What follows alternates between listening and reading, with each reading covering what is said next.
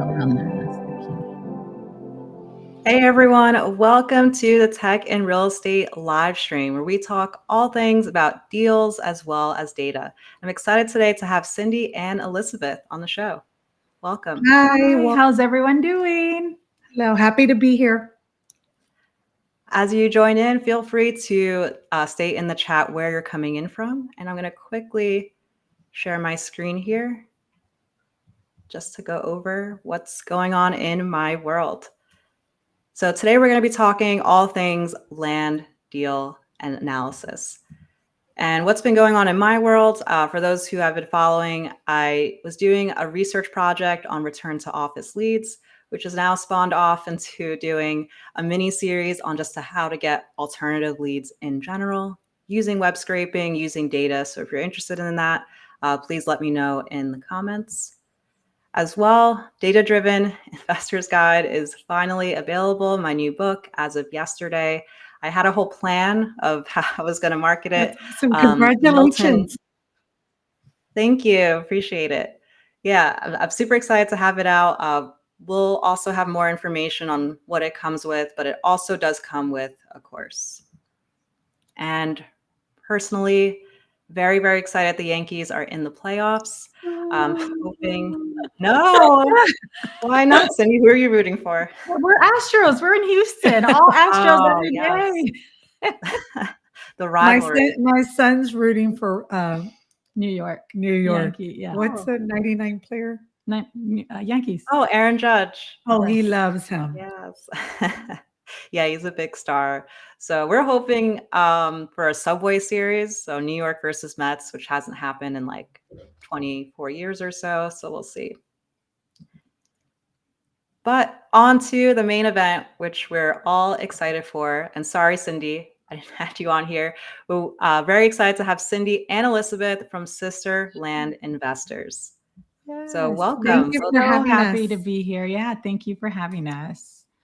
Yeah, I know we're going to be able to cover some of the deals you've worked on, but before we touch on any of that, we'd love to just hear a bit about your backgrounds and how you got into real estate. Sure. I'll let Elizabeth go first because she's kind of she started with this. So the way we started, the land investing was just that myself and my husband, we just got sick and tired of fixing toilets and ACs. And there was always some type of maintenance. And we don't have a lot of homes to get someone to run it, like a project manager. Is that what they're called when you have multiple? So he would be the one fixing them, or I would be calling a plumber. So he's the one who started listening to podcasts, and he heard on Bigger Pockets someone that was interviewed through land, and he's like, let's try it. So we tried it and we did good the first mailer, and we just started, going deep into that rabbit hole. And we're here 7 years later, still loving it. I absolutely love it. And then once we got our feet wet, that's when I told her, you need to do this. Yeah. So my background, I was in medical sales, running that rabbit job, right? Like working extremely hard to make the living in sales and doing that. And she kept telling me, like, you need to really try this. And it's more time with the kids. And we also have rental properties as well. And trying to keep up with that in a full-time 9 to 10 job, because it wasn't 9 to 5. It was constant. Like I was working from home as well. And I just started educating myself. I took a course, and I'm the type that needs to know for myself, not just be told. So I took the course and just kind of dove in and sent my first mailer, and here I am, like, loving it. I was doing that. I started doing it while I was still working my full-time job, and then COVID hit. I got laid off, and it was perfect. Like, I wasn't even scared because I already had that backup where I could actually like dive into it and do that full time. That's excellent. So you were building this like passive income stream essentially, or like side hustle. And then when you were laid off, unfortunately, but you did have a backup, which yes, for sure. For sure. And then I've had Elizabeth to help guide me, or we guide each other now, I think too, right? I think we're Yes. to the point where we're guiding each other, but it's nice to have that support, and it's a good community of land investors, right? That do it, and it's been a blessing. Great. For myself, I'm like completely new to land. So in my head, I understand like rentals, you make money based off of the rent, it's higher than what your expenses are. So how do you actually make money when it comes to land? Do you want me to? Well, with land, we target kind of like homes. We target an area, and we started where we knew in Texas, just outside the city. And we target small lots. We're like, okay, let's target like 1 acres or smaller. And we just wanted to get our feet wet and understand it more. So that's how we started. So basically, you go and see, when we started, it was like more tax delinquent, which we still do, tax delinquent. And then you also see like pain points, people that need to sell for medical reasons. You don't know the reasons why these people need to sell, but we send direct mail to this certain area or certain zip codes, and then you make them an offer, and you offer them below market value. So you're able to sell right below market value and still get a profit. So that's kind of how we make our money. Yeah. And everyone has different reasons why they sell. You never know. Like they're moving, or their kids don't want it, or they received it as a gift from a grandparent and they don't want to do anything with it. So you hear all kinds of stories. Also, all funny stories too. But I will say, when I started in COVID, when I started doing this full time, it wasn't necessarily like what I noticed and I picked up on right away was the fact that um, even the market value. So I bought a lot and I priced it not as low as what's recommended or what my sister was doing. So I priced it a little higher and it sold immediately. And it was, I think, the fear of COVID, everyone was unknown, but then people just started really buying. So just being able to adapt to the circumstances of what's going on in the world. Like right now it's an election year, so it gets tricky. But I remember back then, that COVID year, it was great for me because I was buying it for a lot lower than market value, but then I was selling it for a lot higher than market value. And that was a true blessing. We're not in that era right now at all. But being able to research, adapt, and know, like, I think a big part of land is being able to do the research and know what's happening in the area, zip codes that you're planning to purchase and sell in, for sure. Got it. So you're Yeah. going off market to find leads that may need to sell because they're distressed. So you have these land deals under contract, and then you're putting them on market to sell, or is it again off market to another investor? No, well, Well, we're doing now both. both, but Yeah. at the beginning it was on market, MLS. Yes, for sure. Okay. You start collecting, your buyers, realtors that know people that want to sell. So you just send out what you have, your inventory, to the people that are interested or that could help you. Okay. And And is there any inspection or anything that has to be done when like, reviewing the land at So I all? think we've learned the hard way. yes. I think my recommendation, if you're getting into this, my one and only recommendation is to always get a survey. I think it's easy to say no, you don't need one when it's a small lot, but there's so much to it and there's so much that can go wrong. And I think Elizabeth and I both have Learn the hard learned way. the hard way. But I think a survey would be my biggest tip, and make sure that you just spend the money to get the survey and make sure that everything is okay with the lot before moving forward. And I will add to that, survey and title company, because a lot of people in our little Oh, yes, niche, that's true. when they're super small and it's like 6,000 a land, they're buying it for 6,000, selling it for 24. They don't want to go through title. They'll just do like a quick deed transfer with Mhm. an attorney or with notary, which can be done, and it has been done, and we've done it. But it just saves you so much time And just headaches at the end of the day. to Like, go just through save title yourself company. and just do it. And you can always price whatever it costs. The survey, the cost of the survey can be priced on the sell price when you're selling it. So that would be if I had one tip, if you asked us for one tip, that would be it. Ensure that you get a survey. And that's a huge tip, It survey is. and title. Yes. Excellent. And, just imagine I'm like a total newbie. What is the survey? What do they actually look at? Is Oh, it like sorry. the boundaries of the land? Is it if it has electricity? Like what's So the you process? can order different types of surveys, and they'll normally ask. I think for me, myself, and my business, what I do is just order the most basic. So boundaries to ensure like the amount of acreage that you're buying or square footage that you're buying, and then the boundaries, right? That I order the most basic. Now there are ways that you can order different things. I've never ordered it, so I couldn't speak to it, but it's basically boundaries for me And legal access. and legal So the access. Yes. surveyor will tell you, I can't get into the property. I don't Yeah. have legal access. So that's the huge one. And that's a big red flag. If And you I'm don't like- have access, you don't want to. Well, I haven't had success with non-legal access. Have you? Actually, the gentleman I bought one landlocked because I didn't do a survey. So here I am. And the gentleman that bought the ranch, because there's like 40 acres around it, he wants to buy it. Oh, And good. yes. Congratulations. Well, we don't know. We haven't agreed Oh, okay. on the No, price. it's claim. It's, Yeah, it's sold. but he's called me a couple of times to purchase it. So we'll see where that goes. But yes, the surveyor will tell you from here to here, so many feet, and this is the legal access that you have. So the basic one, that's all you need. That's all we Okay. do, and it's been no issue.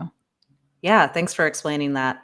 So, and hopefully that deal ends up going through for you, Elizabeth. Thank you. I hope so too, It because will. we're It will. landlocked. Yes, yes. I have one that I did not order a survey on, and it's not landlocked because there's a legal survey, legal easement registered with the county on that specific lot. And I didn't order the survey because I saw a picture of the old survey and I was like, oh, it's legal. I got the deed with the easement. Everything's fine. Well, it wouldn't sell. So then I was like, okay, let me just go ahead and bite the bullet and just order the survey. And I did. And the surveyor's like, I don't have access. Where it's saying that there's easement is now a community or a county retention pond or something. And I'm sure I can find it and I will eventually if I can't sell it. But right now I'm just like, I should have just gotten this. Like you always go back to, I should have just paid Get for the the survey. survey. Get the Get the survey. survey. Survey and title. Yes, Yeah. for sure. Awesome. And Elizabeth, you did mention a pain point earlier, how you had rentals previously, and then the benefit of like land is that some of those headaches that come with long-term rentals you don't have. Could you explain that a little bit more? Yes. So with rental properties, which we still have and we're still holding them, I'm trying to learn about the 1031 exchange to sell and buy land. I would have tenants because our properties are a lot older from the 50s, 70s. So if you have new properties, you're probably okay. But eventually it comes to the point where the tenants will call you at 2 a.m. My AC is not cooling. And we're in Texas. We need that AC. Or what is it? The pipe toilet, broke or there's anything. water, They're yeah. calling you. And I don't have a lot of properties worth paying a project manager or someone to maintain it. So we were trying to do everything ourselves. We would call the plumber. We would try to go fix it because it would be sometimes very simple little things that my husband would say, oh, I could fix it right away. It's $20 at, Home Depot and I'll go. But it's the timing, the nuisance when they call you, you're with your family on vacation. And with land, you don't get that. You don't. And it's even as like, you don't even, once you've listed it on the MLS, for example, if you choose to go that route, you don't even have to clear the land. So if a realtor's like, can we go see it? You want to come meet me so that we can go show the land? You're like, you don't need permission. Like it's just bare land. Like, please take your client at any time, whatever works for them. So that's the beauty of it too. You can choose to clear the land if it has like wooded areas, or you can sell it as is. Like you just have so many options to make your life a whole lot easier, especially for us that we have, children and we're busy with sports and everything else. It's been a blessing that you don't have to deal with the toilets and the showers and ACs. Yeah, that makes sense. And Yeah. it's an interesting sweet spot, right? Of when to get a property manager, when not to, like depending on how many rentals you have. And even if like you can fix something yourself, it's going to cost $20. That like time that you have to drive to Home Depot, Time is come money. back, time is money. That could be 2 Yeah. hours that you were with your kids or doing something else. Yeah. Exactly. Yes. So we do have a great question here from Jeff.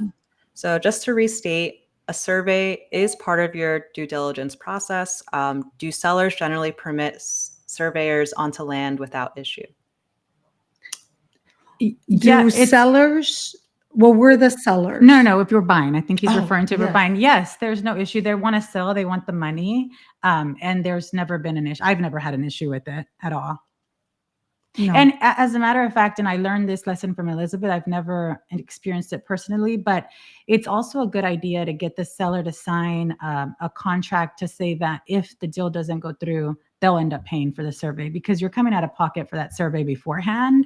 And I've never done that before, but I think you got burned once. Yes, you learn as you go. learn This as you is go. the beauty of our community. We try to, but yes, you want to word it nicely. And if they want to sell and they know they have road access and they know that it is 20 acres or 1 acre, they'll say, okay, get the survey. I'll sign the agreement that if for whatever reason it doesn't go through, I'll take that cut, that hit. There's never been, and I've done at least 25 deals or more where I order a survey and I don't buy it. It's never been the case, but I think that it is very important to have one. Yeah, for sure. Excellent. Hope So- that answered your question, Jeff.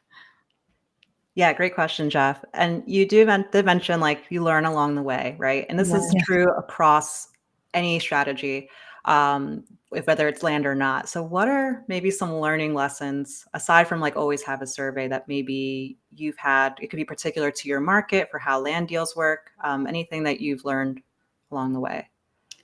I think another hard lesson that I've learned and is consistency.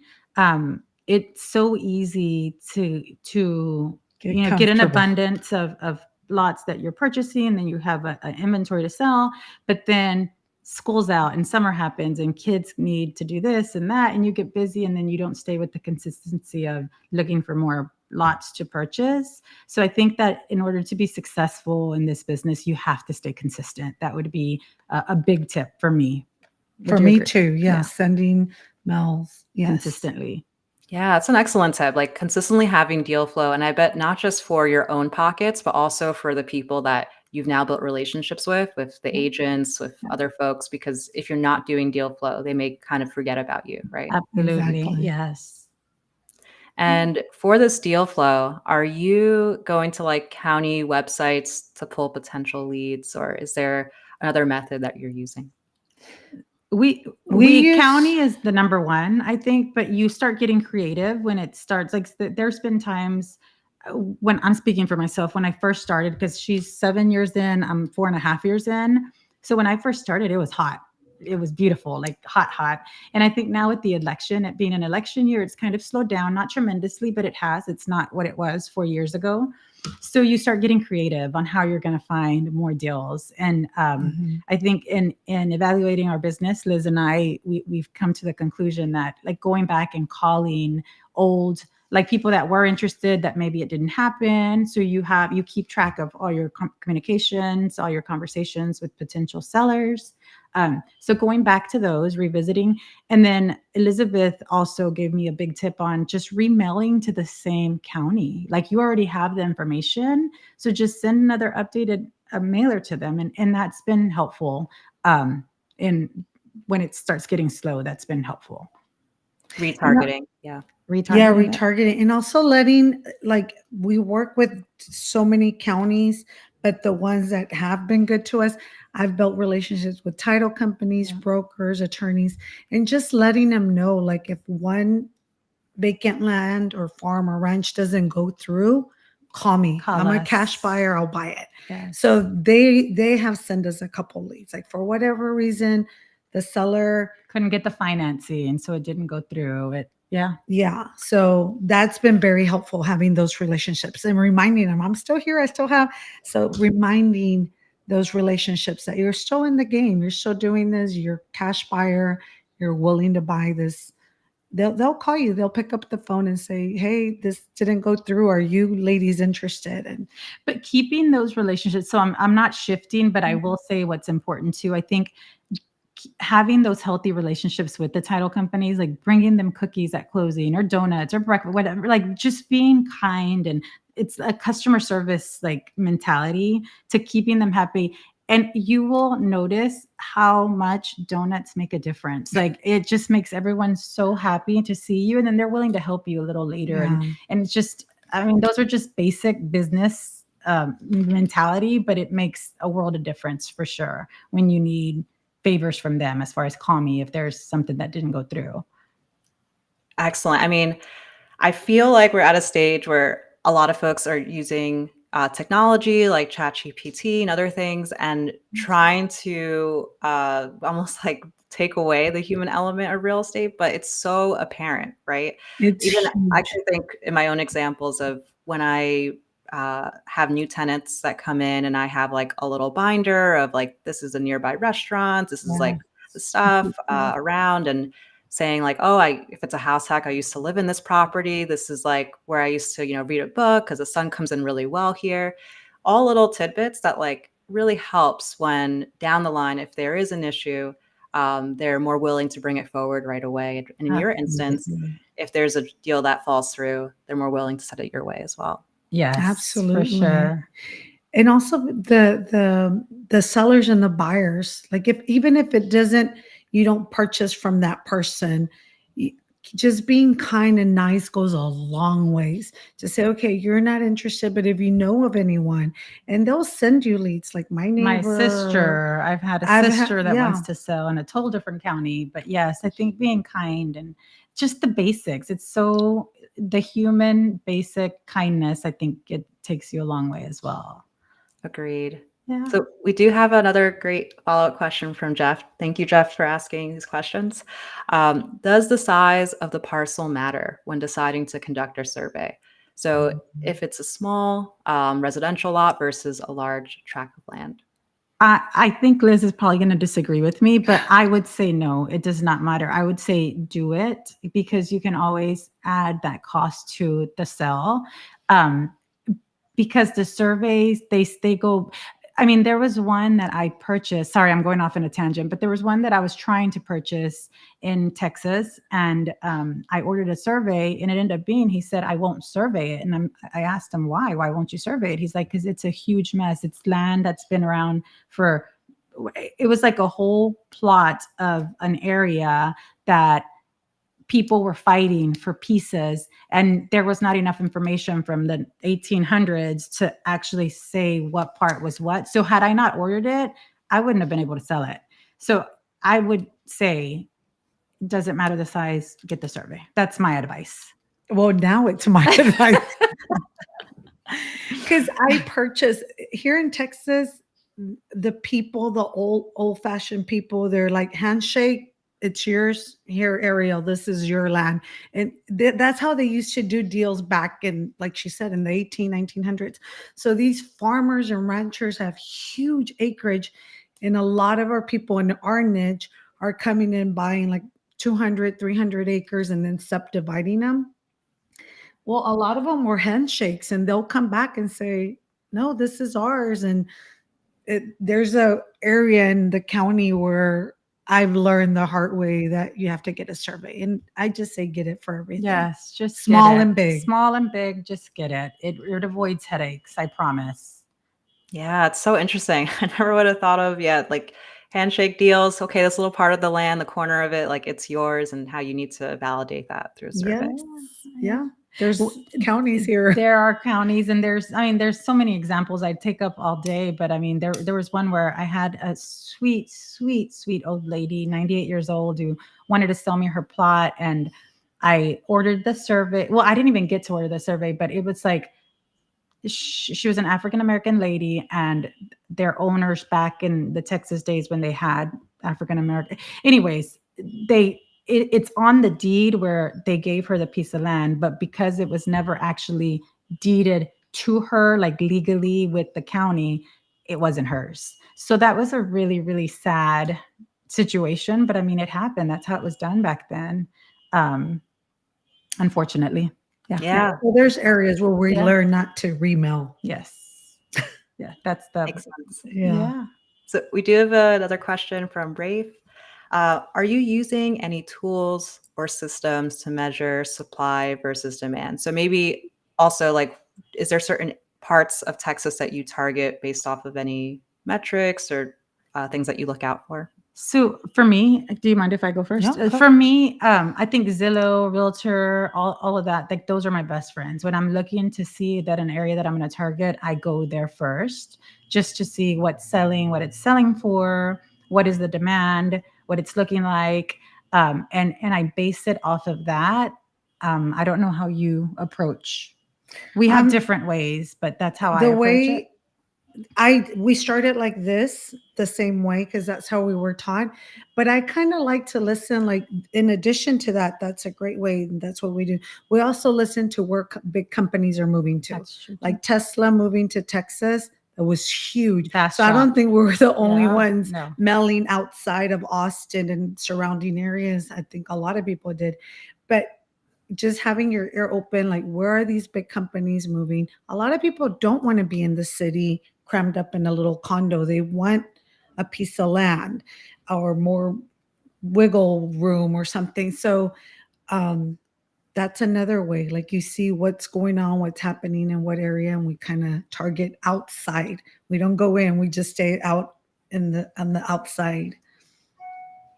Great strategy. And do you find when you, for example, say like Tesla's coming to the area, do you like hold onto the land for a longer period of time to see more appreciation, or it's a you still do like a quick Flip. flip on that? Yeah. Do you want to answer? Yeah, well, I did the quick flip. I Bastrop was actually really great for me.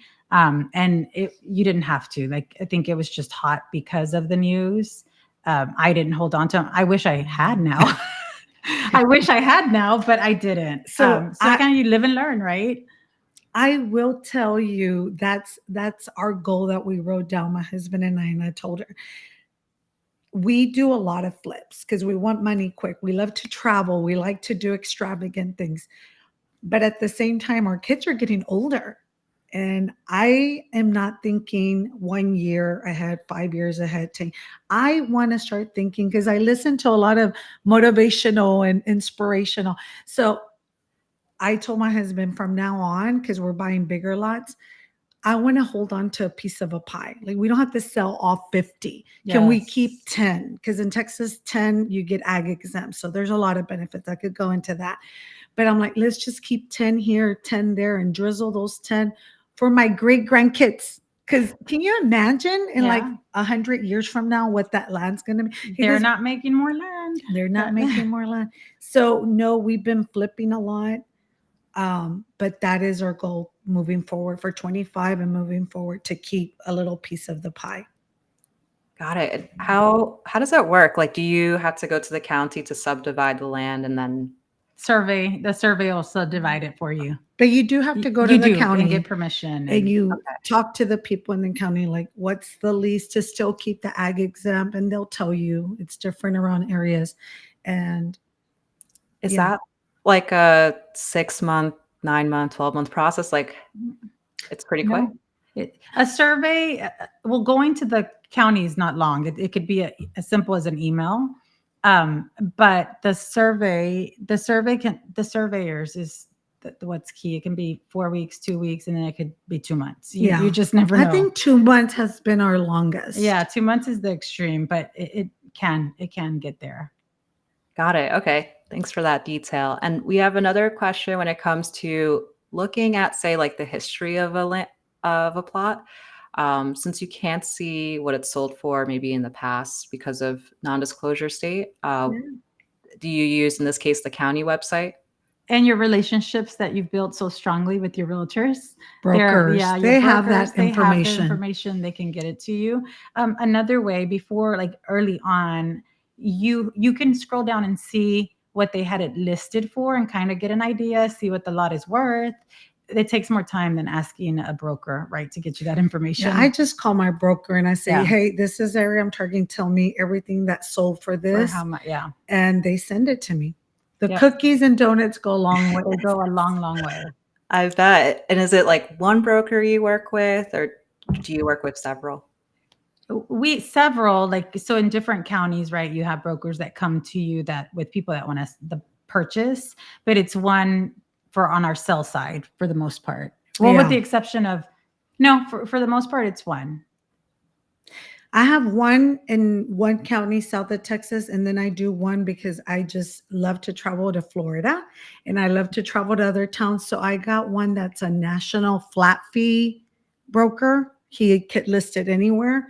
So I've been building my relationship because I've been sending them deals. Um, so yeah, I have one national and one here in Local, yeah. Texas. Okay. And where do you find these brokers? Because, like, for example, a lot of agents, they stick with like, helping a young couple, newlyweds, find a perfect home. They're not really looking at helping with land. So if you were, say, like starting from scratch and wanted to build relationships with brokers that work with land, how would you do so? If I was to start now knowing what I know, I would go to the Zillow or MLS or landwatch.com and see what brokers have sold the most and just call them, email them, and start building your relationship. Absolutely. Back then, I didn't know. I just picked up the phone. I'm very old Picking fashioned. up the phone is And key call. too because there I'm thinking our broker that we use doesn't it lists on the MLL for Houston and surrounding areas, but there's a point where it doesn't get listed. Do you remember? So then you have to kind of look for someone that's local in the area that you're trying to sell. But picking up the phone and calling and interviewing them basically is key too. Got it. And what would be like some questions you would ask? Like, I would Have assume you like how much volume have you done in the How last? much about have you ever sold land? What was that like? How do you, yeah, like what services do you offer with the land? Because they could just list it and not help with pictures, but you're paying your portion of the pie there too, right? So those type of questions, like how many land deals have you done? Have you sold any land? Like those type of questions. Makes For sense. yep. Yeah. And are you guys actively a part of any communities of other folks who are doing land too? All Yes. over the YouTube communities that we listen to podcasts endlessly. We're always on podcast. I think it's the only way to learn new ways of doing things or other We ways. just started the sister one because it's very male dominant, It's so which male is okay. dominant. I don't mind speaking to them out. They've been very helpful, but we never found a female, like other people. We're now starting to see more females get into the niche.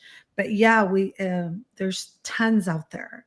Land Geek, REI Tipster, Casual Fridays, Land Yeah, Academy. there's There's so many. tons, but not a lot of female. So if Yeah, there's which is any why female, I'm very happy that you guys are in the space. yes. So we do have another question, a little more general. Um, so asking for advice on increasing rental income and cash flow in an area with higher vacancy. Any That's suggestions here? advice increase. Increasing rental income on cash flow in an area where higher vacancy. So there's not a lot of people renting. Is that what I'm, I guess, gathering? Yeah, so maybe an area where maybe you've listed the property for rent and it's been sitting for 30, 60, 90 days. What are maybe methods to be able to get someone into that property and be able to cash flow without bringing the rents too far down? I've never had that issue, but off the top of my head, I'm like, can you VRBO it temporarily, maybe for like a weekend? That's where I would go. Maybe that was the first thing, but that's never been a situation for me. Have you? Yeah, our rental properties, mine are like right in the heart of Houston, and they rent quick because There's it's people close in to the line. medical center in Houston. Yeah. So if it's not a family that has to be in and out the medical or a medical student that leases it out for a year or 3 years. So I've never had that issue, but I would say um, use social media, post it out there, pay. Craigslist, yeah, all I of that. always tell the person that's leasing it before they leave, I'm like, I thank you for being my tenant.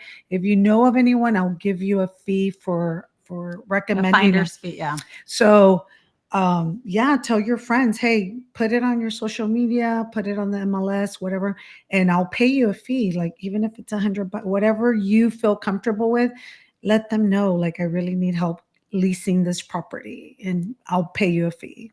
Let's That is get it such a rolling. smart Yeah. approach. Yes. Because you may not want to pay that fee, but the longer it sits on market, like, you're gonna You're be losing losing. out. Yes. Another tip too that I can add, just review, like, the photos that you do have for the property. I once made the mistake of doing, like, iPhone photos, for my listing, which is okay in some markets, but then Yeah. when I looked at comparables, they were all using, like, more professional shots. So mine was falling towards the end. But, yeah, great advice, posting on multiple sites, and looking for potential finder's fee too. Yeah. So we have another question here. Excuse me. So beyond typical economic indicators such as the Tesla example, what other signals may you look for? Maybe also, like, what is your buy box when you're looking to acquire and then flip these land properties? So she spoke to this, I think, briefly, but I also look like I don't want to look for land inside a city where there's already a lot of movement and a lot of competition. So I look outside of a city, like for example, Houston, because that's where we are. I would look around the surrounding areas and see if there is movement, if there's lots moving, the price per lot. So there's a little research that goes into it, looking to see what they're selling for, trying to get the market value of the property, and then see what they're selling for, and see what the interest too. You can also look at population growth for areas. That's also a good indicative. Like you have to do your research there too, but that's things that I've done in the past to target a certain area for sure. I did all that. Also recreational is huge. Like once you get to a certain dollar amount on land, there's a lot of people that just want recreational, To like go hunting, hunting. four-wheeling. In Florida, I met a lot of people that wanted wetland. I didn't know I was buying wetland, and they're like, "No, we love that. Sell it to me." And so that went off quick because you never know what the end buyer is looking for. So just seeing what people are doing outside the city that's recreational, that then these people may have money. So you go into bigger lot sizes. So they want hunting, they want bird hunting, whatever it is that they're into, and see how much of that is and knowing what's around. That's another. But yeah, it takes a lot of researching and knowing what the population's into in certain areas of the county. Wow, yeah, I never thought about that. Like, Yeah. off-roading, hunting, like these types of hobbies and stuff, like to be able to have like land that they could do it in is Yeah. another Yeah. incentive. And also, I bet like the relationships you have with your brokers also help with kind of knowing what people's preferences are. For At a given sure. Correct. time. Yes. Correct. Great. And we have another question from Rafe here. What type of closings do you do? Can you do same day double closings with a closing attorney in Texas? Yes. Yes, I've never done one person and not same day, but we do, like as Elizabeth spoke to earlier, we do title closing. We don't do an attorney alone. We go through a title that gets the title insurance, the deeds, everything that comes with closing, and then and they can do double closings, but it's nothing that I can speak to because I have never closed on the same day. Yeah, the way we do it, we purchase our land, it's ours, and then we turn around and sell it. But in our community, in our niche, there is a lot of people in Texas that will buy the land, hold it, and close it the same day or within 24 hours. So yes, it's done. I just kind of get I do too. I had anxious. one I where want it to be mine so I could control. I like control. oh, and I got scared. I could have done it with the lot that I purchased because I went out to see the lot and I met the neighbor next to that immediate is like, I want it. And I could have easily sold it to him on the spot and done a double closing. But then the negative thoughts start coming in like, oh, well, what if he goes directly to the seller and then the seller doesn't sell to me? So I start getting worried and I just avoided it. I just waited till I purchased it and then I turned around and sold it to him. Yeah. But I could have, I guess, if I Yeah, didn't have that fear. Yeah. There's a lot of guys here that do that. Yes. I'm definitely on the side of like wanting control. So I probably want to hold on to the land for even like 24 hours at minimum. Yes. And thank you all for the questions. Keep them coming. But I do want to transition a bit. And I want to hear maybe one or two of your favorite deals that you've done. And if you can kind of run us through like how you found the deal and what the numbers look like at the end as well. Yeah. You wanna go Yeah. first? My favorite, I guess, was this past summer. We sent a mailer out and wanted to purchase 20 acres. And then the gentleman, older man, he's like, I have another extra 40 acres. And he has so much. So to me, that's been the favorite because he himself has brought us more leads. But the beauty of that land, it already had a road right in between it. So I was able to put both of them for sale, like separate, and get our money back plus a lot more. But the man that outbid the man that was buying one part decided to buy the whole thing. That was my favorite because it was so easy. Because I thought, oh, I'm gonna have to split and get two surveys, which I didn't mind because I saw the huge profit, but I didn't have to do it. It worked out kind of like hers. Like he outbid it and said, whatever he's offering, I'll offer you double. I want the whole ranch to myself. So he bought the whole thing himself. That's nice. That's very, very It nice. saved me a little headache and Yeah. work. Yeah.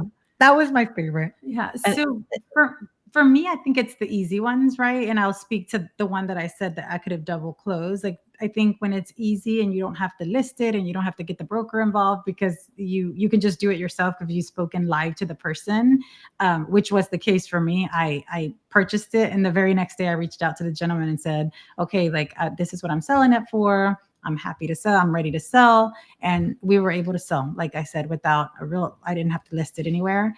But then he was a gentleman that only spoke Spanish. So he was interested in another lot. And he directed me to some other people that were interested in selling. So that also helped my business as well. And it's just with the kindness, like being able to speak to him, translating for him, like all of that, like doing these little favors just helped. But that deal in particular was so easy because I sold him on it the day I met him, and I was able to close within 2 weeks. I think I flipped that lot. Yeah.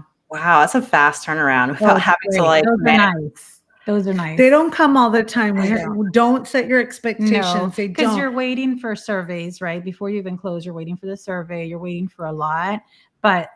And if you have to wait to sell because you're listing it, like it just takes a little bit more time. You're answering more questions. You're doing a little bit more paperwork. And when you don't have to do that, that's so nice. Yeah.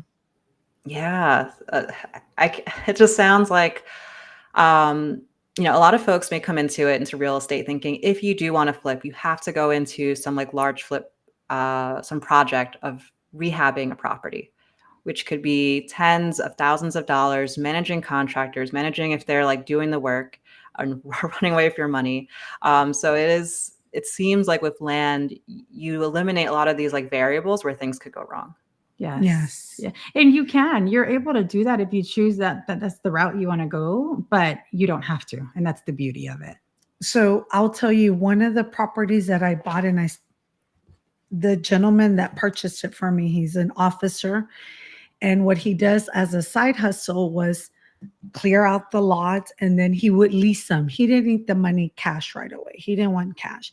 So he was a single guy, younger, no kids. So he's like, so anytime you have some, send them to me. He would go out and clear them. And then he would send me pictures. I was like, oh, I want to buy it. He would clear them so nice. And then he would lease them to other people that wanted to put their RV there for the weekend because they were close to the coast in Texas. And he's a buyer that I have in the back of my hand, but he likes certain areas. So he's more particular, but he clears them out and puts the water well and the septic tank. So he improves it. So a lot of people, if you want to get into this, I would say there's so much within just land investing that you can do with it. There's so much you can do with the land. RV parks. People get so creative. You could lease it. I just heard a podcast right now earlier this morning. I'm sorry I interrupted you. The gentleman started similar to Airbnb, but now he just does it for parking lots, which is huge because I'm looking at a property that in Tennessee that you cannot put a septic tank or a water well. So then I'm like, well, I can't buy it because I can't. There's nothing. No one could build a home unless they wanted to go off-roading or hunting. But then one of the girls that's in our community said, no, listen to this podcast. These guys are like leasing just flat land or raw land to park their trucks because there's a lot of truck The drivers 18-wheelers. Yeah. and they don't know, they don't have places to park. And mine, the one I'm looking at, is right off the highway from Nashville. So I'm like, I might do that. There you go. But there's so many niches within the land, so many. Yeah, curious. Was it Neighbor, that company? It is, oh my God, and I just heard it is a car truck rental something. I could send it to you so you could look it up. It's Yeah, sure. truck rental lease or truck something, but it's for only truck drivers that don't have the space or don't want to put it in their front yard or backyard, and they just park, they lease the land to park there. Um, the only thing, we don't have a place to put a restroom for those guys to go empty their bladder. Porta potties.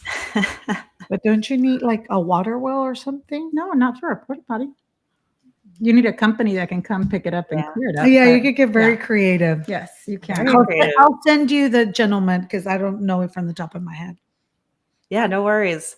And just curious, like, what do the numbers look like on these deals, in terms of like how much does the land usually cost to acquire it under market value, at least for maybe past ones that you've done? And is when you flip, is what you're making for profit, is it like $1,000 or more than that?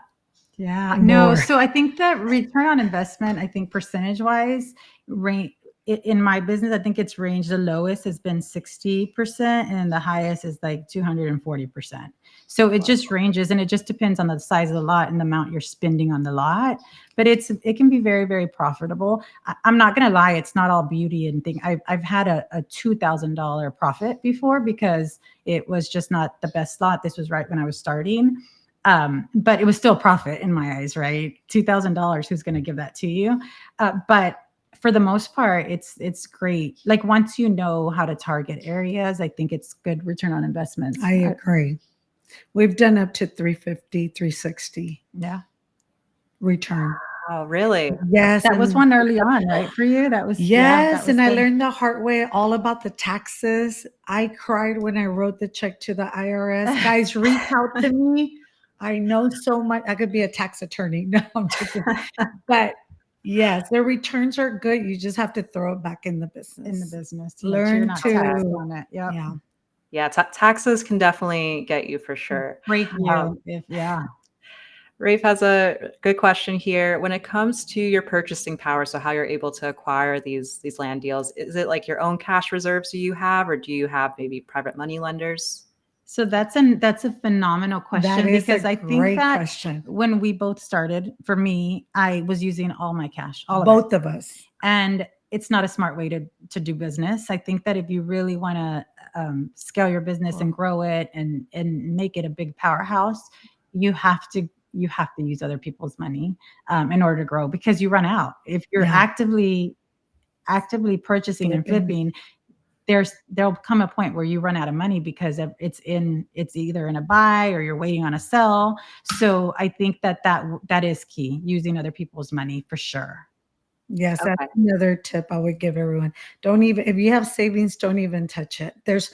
Now we're lending money to newbies because we know the power of it. So instead of giving it to Uncle Sam, I rather partner up with So- you or her or someone else that I know it's going to Yeah. give a return. Absolutely. So yeah, partner up. And sometimes you have deals that come across that are so great, and you're like, I'm never going to come up with this money, but it's in your heart that you can triple the return. the return. Sorry, and I think when I first started, I was just like, there's no way. I passed on so many deals that I wish I would not have, because you reach out to lenders that are charging you 50%, and you're like, that's so much money, but I've done all the work. But at the end of the day, I didn't make anything out of it. So I think changing the mindset on that is key. It's huge. And any dollar amount that you're profiting is great. And the bank will never, ever give you what you're making on land. So yeah, other people, we are here to help support if anyone needs, There's a land. huge community. But there's a that are huge willing to community do that it. are willing to do it as well. Yeah. Yeah, great tips. And What comes first? Is it the deal? Like you have a deal in hand and then you look for those who can help you find purchase it, or should you have folks already in your network before you start searching for these deals? I Well, guess both, but for us, when we started, we didn't know any better. We used up our money, and then we start asking for families' money because they saw the. I mean, they would see the returns. Like we bought it for this much, we sold it for this much. Like, oh, we want it. Um, so showing the deals to private investors or hard money lenders, showing them the they deal, need to see they it. need to They see it. need to Like see I that it's a want to good see deal. everything I'm putting a Yes. nickel into. Like I want to send me make the sure that I'm information. comfortable with it, right? That I'm comfortable with the purchase that you think is going to be profitable. I want to make sure, talking about control, right? No, I It's your money do. though, It's right? your Like if money. you're So, lending it, you need to make sure that it's the right deal. So you want to be able to see the deal. So it needs to be one that you've already have on hand. but at the same time, once they see, like I've used a lot of private lenders here in Texas, and they've seen my deals over and over, where it comes to a point like, okay, Elizabeth, here's How my money. much? Like Yeah. they don't even want to see it anymore. They know how you work, they know what you deal, what you Yes. do, and they're okay with it. And now they're like, okay, well, you're starting this community. So if any of them needs, we could fund the deals as well. So you have money backing up other money, which is huge. So relationships, guys, It's I know key. It is key. going back to the basics. Yeah. But at first, you do have to show the deals, have a deal. Makes sense. And when you're like building that trust and showing maybe one deal that you've done in the past or this future deal, like do you package it where it's like a spreadsheet that you're sending, or is it like a PDF? How does that work? At first, You I didn't know. I didn't know. I just kind of reached out to some guys that I knew they were doing what I was doing. And I said, look, this is what I have, all via email. And I send them everything. And I'm gonna buy it for this much. And I think I could sell it for this much in because you this don't amount of know for time. sure. And they're like, well, are you going to, they want to know all the details. Are you going to split it? Are you going to subdivide it? Are you going to put water wells, all this? And I didn't know all that. And I'm like, I don't know. So they turned around and said, okay, Elizabeth, I think you should do this. If you want to split, sell the big one to pay us off first because they don't want to sit and wait too long. Sell this one really quick for this amount. And then you can sit on that or do whatever you want with the rest of the property. So having their guidance helped It me helps. navigate. But at first, I didn't know. And if someone's lending you money, they're willing to help guide you too. Like that, I think everyone that we've encountered in this community is always willing to help. No one's trying to. Sorry if I'm going to use the wrong word, but screw anyone over. Everyone's just trying to help. Everyone knows that everyone's just trying to hustle and get A piece of the pie, yeah. 1,000%. And I think that's something that if you're new to the real estate space, you do have to wrap your head around is that at least like coming from corporate world, there's some corporations where it's like bottom 10% are going to get cut every single year. So it does become like this dog eat dog mentality. And everyone's kind of like not looking out to screw over someone else, but maybe not help as much and You're refrain trying from to doing claw that. your way up. Yep. Right. But in the real estate space, like it shocked me when I got into it, how many people were just willing to share their knowledge as well. Yes. Because there's just enough for everyone. It's enough to go around. There really, really, truly is. And I like this quote from Jeff: all real estate feels expensive when you buy it. It does. It does. Yeah, It it's does. true. It is so true. And also their question, what tools do you use to evaluate a land purchase? Any Google Sheets you could share now or are on your channel, perhaps? The tools that I use to evaluate land, it's again what's out there, the public, like Zillow, Redfin, and I always go below that because I want to sell it because that's quick. your competition. So you want to be, if you want to flip it quickly, you want to see what's out there, what it's selling for, the same acreage around the same area that you've purchased, and you want to go below what it's selling for so that it can sell. And you have enough wiggle room to do it. So Yes. yours will sell quick and you still have a nice return. So yeah, the MLS has been that's our tool. That's our Bible. to gauge. Yes. Yeah. Yeah, and how has it been for you guys? Because I know, Elizabeth, when we spoke, you were moving to another market, not just Texas, but to Nashville as well. Yeah. So how has that transition been? It's a They're each different beasts. different areas is different. So I'm learning a lot there in Tennessee. You have to have more. So not just a survey, you have to get a perk test, which is they test the soil. I didn't even know. So again, with this one, I'm like, I'm not going to use any of my money. I'm going to get the private investor. So I called him. I'm like, hey, Josh, we're doing this. He's like, oh, I love Tennessee. He said, what do you have? Send it to me. So I send it to him. He said, you need a perk test. I'm like, what's that? So they test the soil. And I'm glad he told me and that I didn't use my money because I could have easily used my money. When they did the perk test, it didn't perk, meaning you can't put a water well or a septic tank. So it was like a 30-acre. I was planning to divide it, pay him off, and then do the rest, right? Profit the rest myself. And when the perk test came, I can't divide it because no one that wants to build out there or put a mobile home or RV, even for the weekend, could put a water well or anything. So that's the one that I'm thinking about reaching out to the gentleman. Um, and then the other thing is I've been learning, like not in Texas, in Tennessee, you have to have people walk the property. I'm not in Tennessee. So I've called our Uber driver because we were out there and I called him because he said he offered himself relationship, Yeah, guys, relationship. relationship. My Uber driver took me to go see a property that this lady was ready to sell like yesterday. And when I went out there and walked it, it's a cliff. You walk 5 steps and it's a cliff. And I'm like, I can't build anything here. And so I told her, I'm sorry, but there's nothing I could do with your property. So I'm not going to purchase it. And he offered, he goes, Elizabeth, if you get anything, I will drive out there. Just pay me the fee to drive and I'll walk it. So he's walked a couple of properties where the topography is like Not good. not suitable.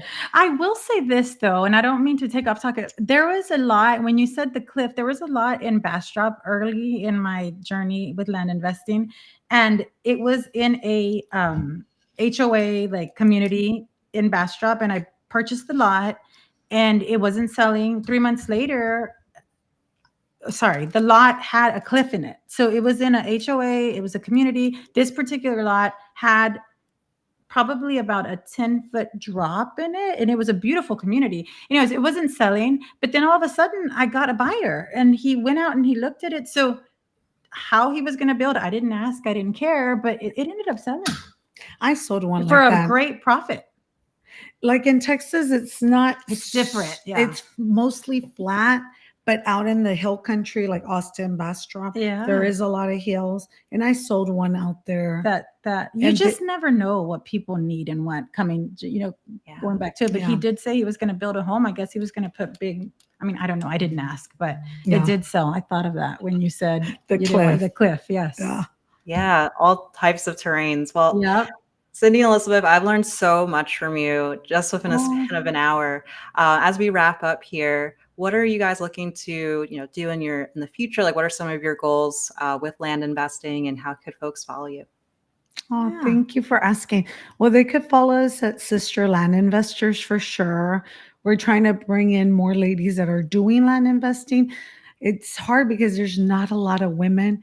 So we may open it to the guys, but those guys have a huge platform.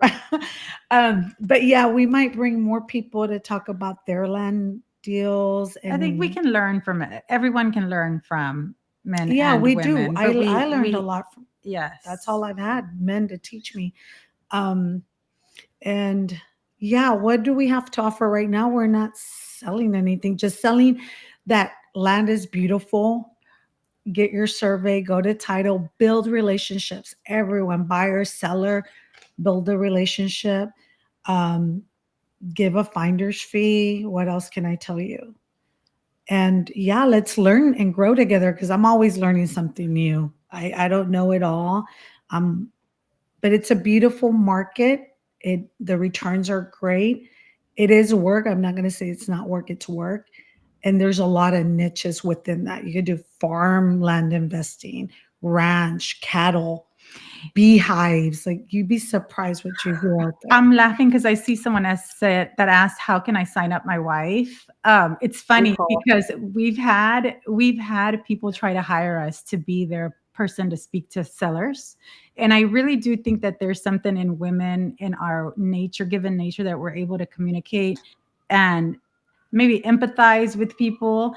But I've had people to say, "Hey, will you come work for me to answer my phones and close deals?" Well, no, I have my own deals to close, but I think it's coming from men come from a different place, or it's just different. But have you had that? Yeah, no, I have. But I think what he's asking, how can I Ha- sign up my wife to learn about land We investing? are in the process of creating. Send us a DM on Yeah, send us a Instagram. DM. We're not anywhere near finishing. We've met for ideas. We're trying to create content to teach, but we are not there yet anytime soon, within the 2024 at least. But send us a DM and get us your contact, and hopefully we can get back to you for sure. Excellent. Yes, follow on Instagram. And for thank you everyone for joining live. Thank For next you. week, we have it moves. There we go. We do have Pablo Delgado coming on for code violation leads. So that will Oh, be nice. next week at the same time, and looking forward to that as well. Awesome. Wonderful. Thank you Thank you, so Ariel, much. Thank you for your questions. We appreciated them. And thank you for having us, Ariel. We so appreciated it. Yes, thank you. And good luck to everyone in your real estate